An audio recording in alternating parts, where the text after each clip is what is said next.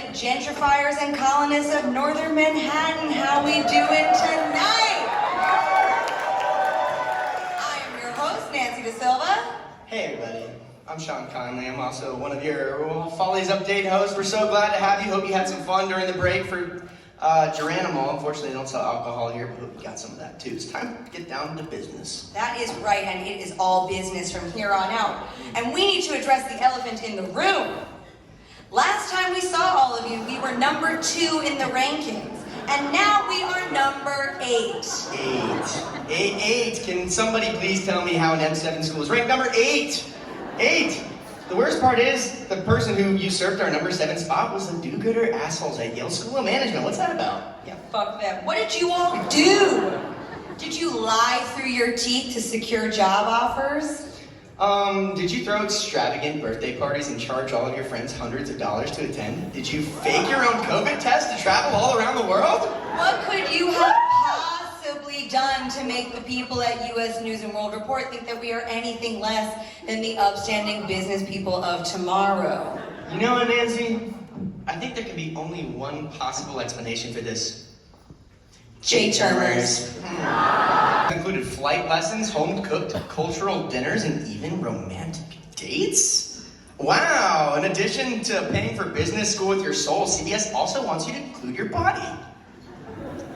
Speaking of pouring ourselves out for money, after record low participation in the Executives in Residence program, the CMC has found a new way to entice unsuspecting first years into conversations with wealthy older gentlemen.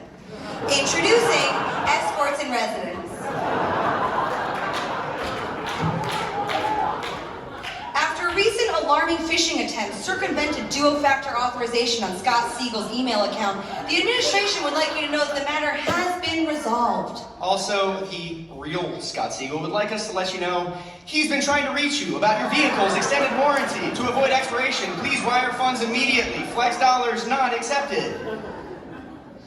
Sources close to the administration have let us know there have been upwards of 1,800 complaints about the Kravis Hall building alone. Well, Sean, you know how the saying goes. If I had $1 for every complaint about Kravis, I still wouldn't have enough money to go on a Chazen trip. Is this Dean McLaren? Oh my god, thank you for coming to the show!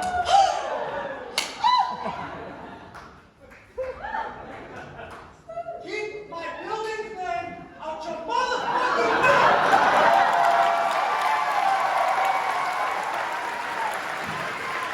Dean McLaren just slapped the shit out of us, Nancy. Oh, students, wow. Alright. Students felt slighted when a company posted a summer internship looking for, quote, Tier 1 MBAs from HBS, Wharton, or Stanford, preferably, onto the CBS wall of jobs. This just confirms something that we always knew was the truth. The CMC truly does not give a crap about enterprise recruits. In anticipation of making the move 10 blocks north to Harlem, many CBS students expressed concerns about safety on the new campus. Perhaps they should spend less time worrying about their Canada Goose jackets in Manhattanville and more time worrying about their iPhones at the IBC party. This semester, there was nothing more top of mind than the move to Manhattanville. Immediately upon arrival, students quickly learned that there were many malfunctions with the building and took to Slack to report these malfunctions in the spiciest channel since Gov Updates, Campus FAQ. The Follies Update Desk has dutifully compiled your complaints, and here to respond to them is Senior Manhattanville Correspondent, Expo Co-President Sid Bishnoi.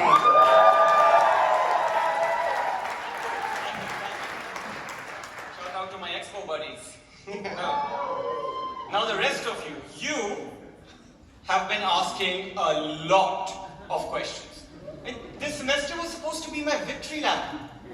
I'm not your mom, but your constant and incessant neediness is destroying any hope I had for leading a normal, happy, and independent life. First of all, stop asking for microwaves. What is this? What are you trying to do? Emit enough radiation to turn Geffen into Chernobyl? I mean, come on, you know, a lot of us live kind of far from campus. We like to heat up our lunch. It's supposed to be... Yeah, whatever. We got it, okay? We've sorted this out so you can, like, nuke your tiny dino nuggets on every floor of Kravis. Are you happy now, kids? All right, so we'll stay away from microwaves. Okay, so what about this guy? He said, new weird question. This was Ben Best. Why is fruit more expensive in Kravitz, but less expensive and more expensive in Geffen? I feel like I'm stuck inside some Kafka-esque study on arbitrage. Kafka. You read Kafka? Wow, you are so smart. What a witty and intelligent parallel you have drawn here. Can I suggest you something for your next reading that will actually be useful? How about managerial economics? Okay, alright. Thank you, Ben. Calm down. How about this one? Good morning. Do we have paper shredders on campus? Paper shredders. What are you? Are you a sponsored consultant from Arthur Anderson? Are you recruiting for the US Embassy in Tehran in 1979? Yeah, we get it. You're a history nerd. Shut up. I mean, maybe documents or copies of their passports? Yeah. As if anybody at CBS is ever getting their visa sponsored. No chance. Okay, so what about this one? What happened to the sailing club? Can it come back? It's not even a question about the campus. You can post this literally anywhere else. Literally anywhere else. You can email Scott Siegel about it. Actually, you know what? Let's do this in a structured manner. Why don't you make a suggestions box? You can put this inside the box, all the other things as well. You can give the box to me so that I can throw it in the Hudson where it fucking belongs. If you have any more of these, you can send them to John and Shatashi. Send up this shit.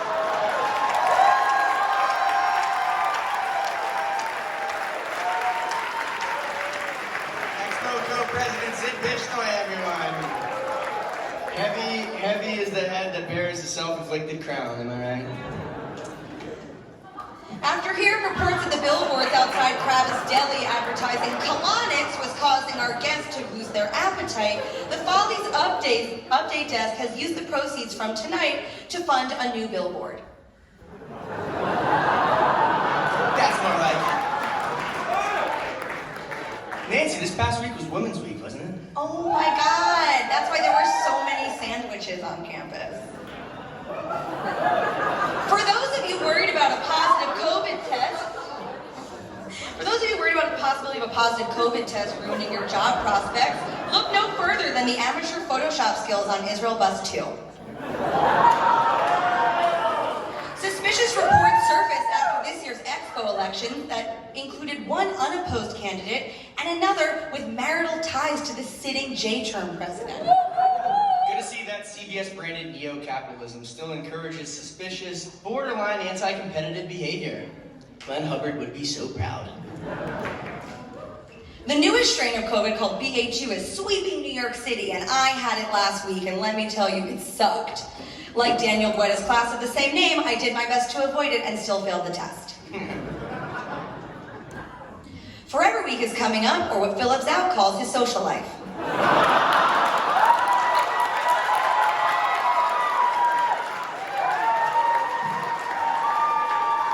Speaking of social life, fathers would like to formally apologize for the choice of venue at our after party last semester. In our defense, Lava and Expo co-president Owen have planned events there, and they were also kind of weird. So it wasn't just the 18-year-olds from Penn that made it sus. We'll see you later tonight. Columbia math professor Michael Thaddeus contested the university's recent rating as number 2, calling the source data inaccurate, dubious, and highly misleading. Biting criticism from the 8th most popular character in the Shrek cinematic universe.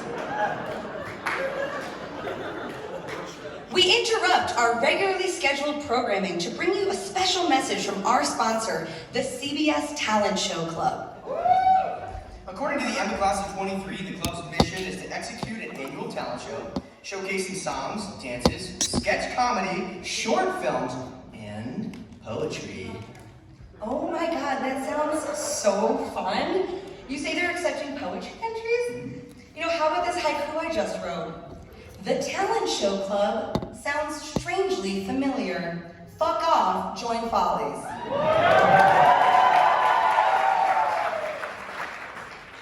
With only a few weeks left left before graduation, we are getting into clear shoot-your-shot territory, where second years can throw caution to the wind and make moves on people they've been hoping to make moves on for 2 years. This is the second year show. We got a whole audience full of them. You guys picked out your target. If I know Nancy DaSilva, she's going to be coming in hot later at the after party. Y'all ready?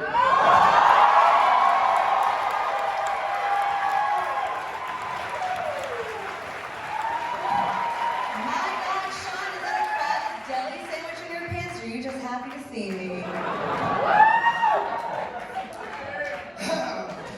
Okay.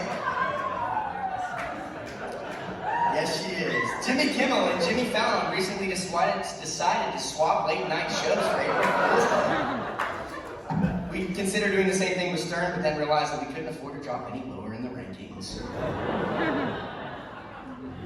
Decor on the new campus has been strikingly bare, with notable missing plaques stating the honor code that adorned the walls of every classroom in Europe. I guess it does explain why it's suddenly okay to steal whatever you want from the cafeteria. The Spring Gala's theme this year is avant-garde. It will be a great night where many will have to orchestrate keeping their long-term partners away from their side pieces. How French indeed. Don't forget to sign up, log into, but not necessarily watch a PPIL event this semester, or something might or might not happen to you. Each year, the Singley Prize for Scholarship in the classroom is awarded to a faculty member who most exemplifies excellence. Given that CBS professors can win this prize only once every 5 years, Follies has decided to introduce its own prestigious accolade. Introducing the Tajik Award for Excellence in Teaching, awarded to Tajik and Opportunity.